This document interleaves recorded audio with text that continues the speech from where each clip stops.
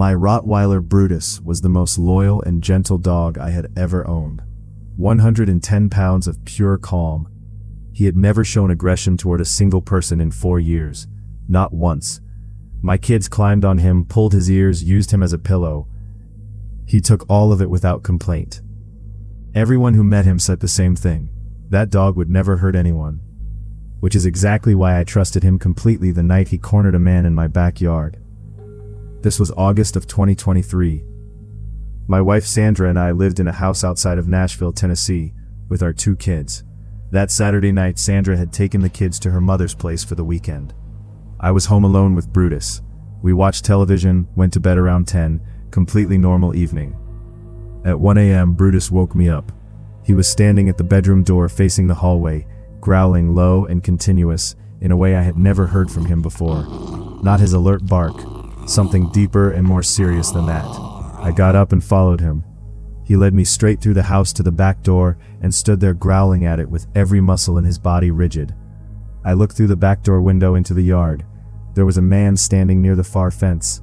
Just standing there in my backyard in the middle of the night, completely still, facing the house. Before I could process what I was seeing, Brutus hit the door with both paws. I grabbed his collar, but he pulled forward with a force I was not prepared for.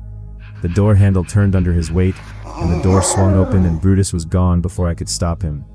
He crossed that yard in about 2 seconds flat. The man ran. He cleared the fence fast, but not fast enough. Brutus caught his leg at the top of the fence and held on. The man dropped to the other side and ran, and Brutus stood at the fence line barking until I got him back inside. Police arrived within 10 minutes. They found blood on the top of the fence and a torn piece of dark fabric caught on the wood. They followed the trail 2 blocks before losing it. They never identified who he was. But Brutus did not sleep the rest of that night. He sat at the back door until sunrise.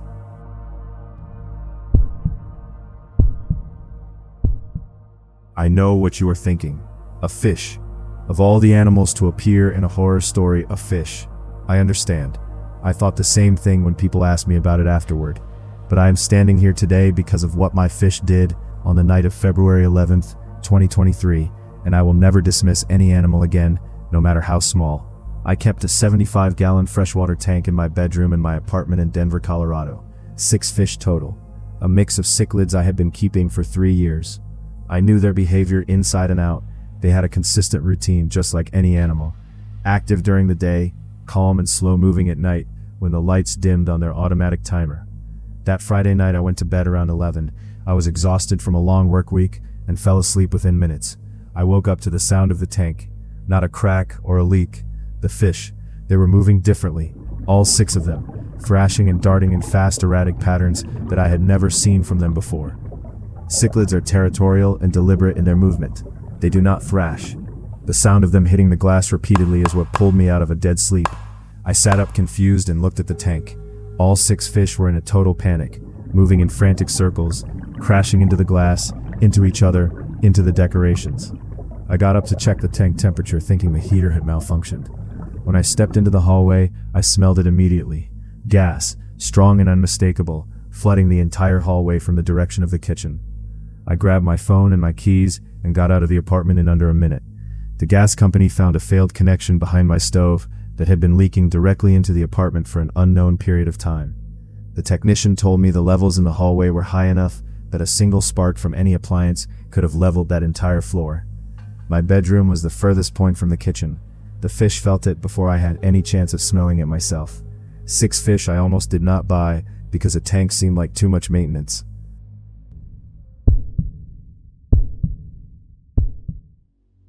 I have worked with horses my entire life. Grew up on a farm in Kentucky, been around them since I was old enough to walk. Horses are sensitive animals. They pick up on things humans miss. I always believed that. After what happened with our mare Luna in the summer of 2022, I do not just believe it anymore. I know it for a fact. Luna was 8 years old and completely bomb-proof, as we say in the horse world. Nothing rattled her. Thunderstorms, loud machinery, strange dogs running through the property. She took everything in stride without flinching. One evening in July, I went out to bring her in from the pasture before dark. She was standing at the far end of the field, near the old tree line that bordered our property. I called her. She did not come. Luna always came when called, every single time without fail. I walked out to her.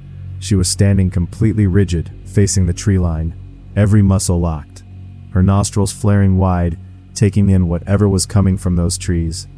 I stood beside her and looked at the tree line and saw nothing, just trees and the last gray light of evening coming through them. Then I heard it. Something moving in the trees, heavy and slow, not a deer, something larger than a deer moving with a deliberate, unhurried weight through the undergrowth, parallel to the fence line, moving slowly from left to right without emerging, just staying inside the trees and moving along them. Luna made a sound I had never heard from her before, low and guttural from deep in her chest. I got us both inside immediately. The next morning I found the fence along that tree line pushed inward in 3 separate places. Something had been leaning against it from the other side. We never found out what.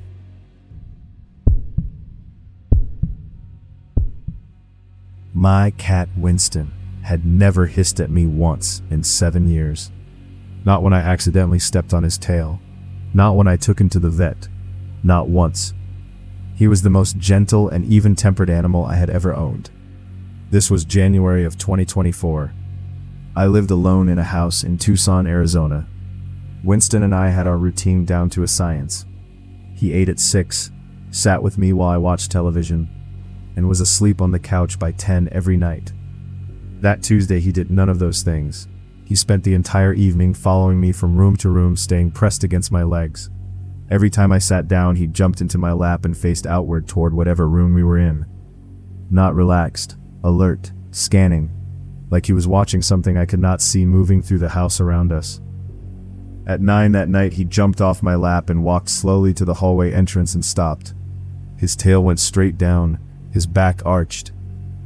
And then he hissed, long and low and continuous, at something standing in that hallway that I could not see. I looked at the hallway, empty.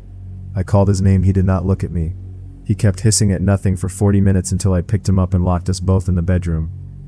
3 days later, my carbon monoxide detector went off at 2 in the morning. The fire department found a cracked heat exchanger in my furnace that had been leaking odorless carbon monoxide into the house for almost a week. The levels in the hallway directly outside the furnace room were the highest in the entire house. The hallway Winston had been hissing at for 40 minutes straight. The firefighter who checked the levels told me another few days and I would not have woken up. Winston knew.